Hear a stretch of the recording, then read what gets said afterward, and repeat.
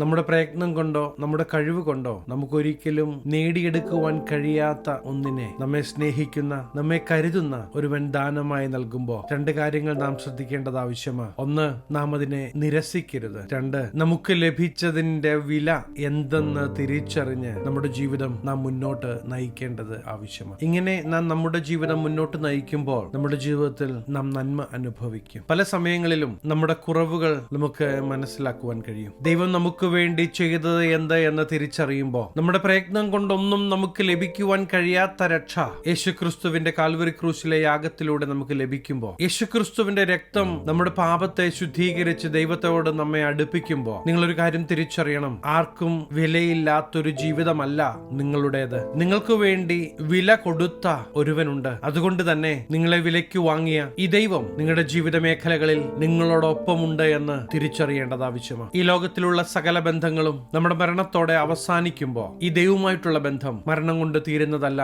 അതിന്റെ അപ്പുറത്ത് നിത്യതയിലും തുടരുന്നതാണ്. അതുകൊണ്ട് തന്നെ ജീവിതയാത്രയിൽ നമ്മുടെ കുറ്റം മാത്രം കാണുന്നവർ ഒത്തിരി പേരുണ്ടാകാം. അവരുടെ മുറിപ്പെടുത്തുന്ന വാക്കുകൾ കേട്ട് നിങ്ങൾ തളരരുത്. കാരണം ഈ പറയുന്നവരാരുമല്ല നിങ്ങൾക്ക് വേണ്ടി വില കൊടുത്തത്. നിങ്ങൾക്ക് വേണ്ടി വില കൊടുത്തവൻ നിങ്ങളോട് കൂടെയുണ്ട് എന്ന് നിങ്ങൾ തിരിച്ചറിയേണ്ടത് ആവശ്യമാണ്. ദൈവം നമുക്കായി നൽകിയത് എന്ത് എന്ന് നാം തിരിച്ചറിയണം. ജീവിതയാത്രയിൽ നിങ്ങൾ തനിച്ചല്ല എന്ന തിരിച്ചറിവ് നിങ്ങൾക്കുണ്ടാകേണ്ടത് ആവശ്യമാണ്. കൊരിന്ത്യർക്ക് എഴുതിയ 2-ാം ലേഖനം 6-ാം അധ്യായം 1-ാമത്തെ വാക്യത്തിൽ നമുക്ക് പ്രകാരം കാണുവാൻ കഴിയും. നിങ്ങൾക്ക് ദൈവത്തിന്റെ കൃപ ലഭിച്ചത് വ്യർത്ഥമായി തീരരുത് എന്ന് ഞങ്ങൾ സഹപ്രവർത്തിക്കാരായി നിങ്ങളെ പ്രബോധിപ്പിക്കുന്നു. ഇപ്രകാരം അപ്പോസ്തലൻ ഇവിടെ പറഞ്ഞു വെക്കുന്നതിന് തൊട്ടു മുമ്പെയുള്ള അധ്യായത്തിൽ മാനുഷികമായ ഒരു പ്രവൃത്തി കൊണ്ടും നമുക്ക് നേടുവാൻ കഴിയാത്തതാണ് ദൈവം ദാനമായി നൽകിയത് എന്ന് നമ്മെ ഓർമ്മിപ്പിക്കുന്ന പല ഭാഗങ്ങളും നമുക്ക് കാണുവാൻ കഴിയും. മനുഷ്യ പ്രയത്നം കൊണ്ട് ഒരിക്കലും ലഭിക്കുവാൻ കഴിയാത്ത ഒന്ന് പാപമില്ലാത്ത യേശുക്രിസ്തുവിന്റെ കാൽവറി ക്രൂശിലെ മരണത്തിലൂടെ മാനവജാതിക്ക്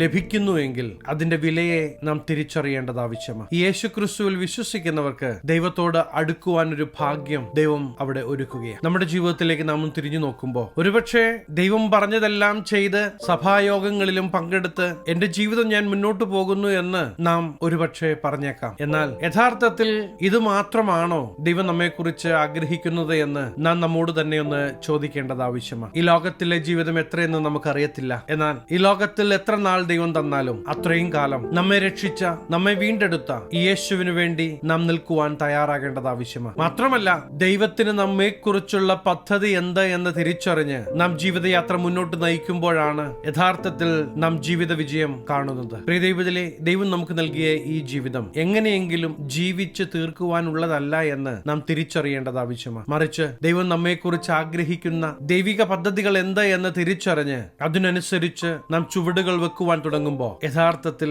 സ്വർഗം സന്തോഷിക്കുകയാണ്. നമ്മുടെ കഴിവില്ലായ്മയെ കണ്ട് നമ്മെ സ്നേഹിക്കുന്ന ഈ ദൈവത്തിന്റെ ശബ്ദം കേൾക്കുവാൻ നാം കാതോർക്കുമ്പോൾ പരിശുദ്ധാത്മാവ് നമ്മോട് സംസാരിക്കും. ജീവിക്കുന്ന ദൈവത്തിന്റെ പ്രവൃത്തി നമ്മുടെ ജീവിത മേഖലകളിൽ നാം അനുഭവിക്കുക തന്നെ ചെയ്യും. നമ്മുടെ ജീവിതയാത്രയിൽ നാം തനിച്ചല്ല എന്ന് നാം തിരിച്ചറിയേണ്ടത് ആവശ്യമാണ്. ഓരോ നിമിഷവും നമ്മുടെ കരം പിടിച്ച് വഴി നടത്തുന്ന ദൈവത്തിന്റെ സാന്നിധ്യം നാം തിരിച്ചറിയുമ്പോൾ ജീവിതയാത്രയിൽ നമ്മുടെ മുമ്പിൽ കടന്നു വരുന്ന പ്രതിസന്ധികളെ ചിരിച്ചുകൊണ്ട് നേരിടുവാൻ നമുക്ക് കഴിയും. കാരണം സർവശക്തനായ ദൈവം എന്റെ കൂടെയുണ്ട്, ഈ പ്രതിസന്ധികൾ ഒന്നും എന്നെ തകർക്കുകയല്ല എന്ന ഒരു ഉറപ്പ് നാം പ്രാപിക്കുക തന്നെ ചെയ്യും. യഥാർത്ഥത്തിൽ ദൈവം അത് ആഗ്രഹിക്കുന്നത് എങ്ങനെയെങ്കിലും ജീവിച്ച് ദൈവം തന്ന ആയുസ് തീർക്കുന്നതിലുപരി ദൈവഹിതപ്രകാരം നമ്മുടെ ജീവിതത്തെ ഒന്ന് ക്രമീകരിക്കുവാൻ, ചുവടുകൾ മുന്നോട്ട് വെക്കുവാൻ ഇന്ന് ദൈവം നമ്മോട് ആവശ്യപ്പെടുകയാണ്. ഇപ്രകാരം ദൈവത്തിന്റെ ഹിതം അന്വേഷിച്ച് ചുവടുകൾ വെക്കുവാൻ തയ്യാറാകുന്ന പ്രിയ ദൈവത്തിലെ എനിക്ക് നിങ്ങളോടൊരു കാര്യം ഓർമ്മിപ്പിക്കാനുണ്ട്. തീർച്ചയായും നിങ്ങൾ അനുഗ്രഹിക്കപ്പെടും. അതുകൊണ്ട് തീരുകയല്ല,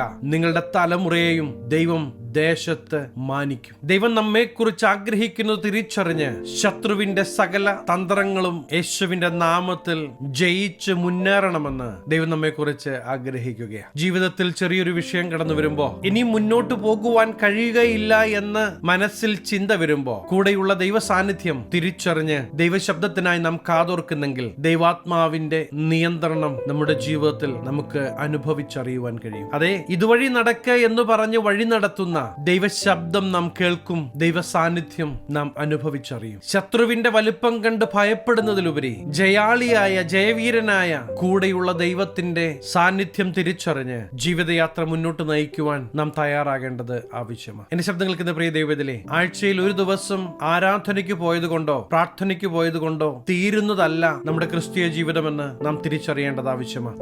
നാം എവിടെയൊക്കെ പോയാലും എന്തൊക്കെ ചെയ്താലും അവിടെയെല്ലാം ദൈവ സാന്നിധ്യം നാം തിരിച്ചറിയണം. മാത്രമല്ല, ദൈവിക പദ്ധതി നമ്മുടെ ജീവിതത്തിൽ വെളിപ്പെടുത്തുവാൻ ദൈവം നമ്മെക്കുറിച്ച് ആഗ്രഹിക്കുകയാണ്. നമ്മിലൂടെ ഈ ജീവിക്കുന്ന ദൈവത്തിന്റെ പ്രവൃത്തി നമ്മൾ ആയിരിക്കുന്ന ദേശങ്ങളിൽ വെളിപ്പെടുത്തണമെന്ന് ദൈവം ആഗ്രഹിക്കുകയാണ്. ദൈവം നമ്മോട് സംസാരിക്കുമ്പോൾ, ദൈവിക നിയോഗം ലഭിക്കുമ്പോൾ മടികൂടാതെ യേശുവിന് വേണ്ടി നിൽക്കുവാൻ നാം തയ്യാറാകുന്നെങ്കിൽ തീർച്ചയായും ഈ ദിവസങ്ങളിൽ നമ്മിലൂടെ ദൈവപ്രവൃത്തി ദേശം കാണത്തക്ക വിധത്തിൽ വെളിപ്പെടുക തന്നെ ചെയ്യും. ഇന്ന് ഈ ചെറിയ സന്ദേശത്തിൽ വീണ്ടും ഞാൻ നിങ്ങളെ ഓർമ്മിപ്പിക്കുന്നത്, നമുക്ക് ലഭിച്ചത് എന്ത് എന്ന് നാം ഒന്ന് തിരിച്ചറിയേണ്ടത് ആവശ്യമാണ്. നമുക്ക് ലഭിച്ചത് വ്യർത്ഥമായി തീരരുത് എന്ന് ദൈവം നമ്മെക്കുറിച്ച് ആഗ്രഹിക്കുകയാണ്. അതുകൊണ്ട് തന്നെ ജീവിതയാത്രയിൽ തനിച്ചല്ല എന്ന് തിരിച്ചറിഞ്ഞ് കരം പിടിച്ച് കർത്തൻ കൂടെയുണ്ടെന്ന് മനസ്സിലാക്കുമ്പോഴാണ് സന്തോഷകരമായ ഒരു ജീവിതയാത്ര നമുക്ക് സാധ്യമാകുന്നത്. അതെ, എങ്ങനെയെങ്കിലും ജീവിച്ച് തീർക്കാനുള്ളതല്ല നമ്മുടെ ജീവിതം, മറിച്ച് ദൈവഹിതപ്രകാരം ഒരു വിജയകരമായ ഒരു ജീവിതം നയിക്കുവാൻ ദൈവം നമ്മെ ആഹ്വാനം ചെയ്യുകയാണ്. ദൈവമേ,